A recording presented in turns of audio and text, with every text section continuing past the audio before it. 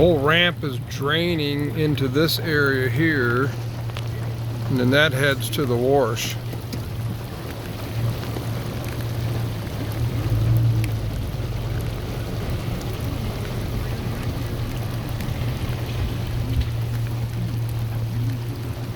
Heads right over there and dumps in the wash. And again, it's not overflowing, it's handling the load of rain we're getting right now. First big monsoon for 2022.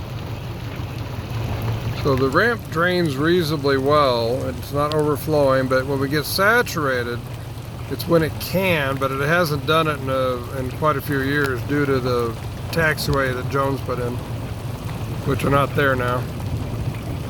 So I think we're not doing too bad really for drainage when we're getting a pretty good rain.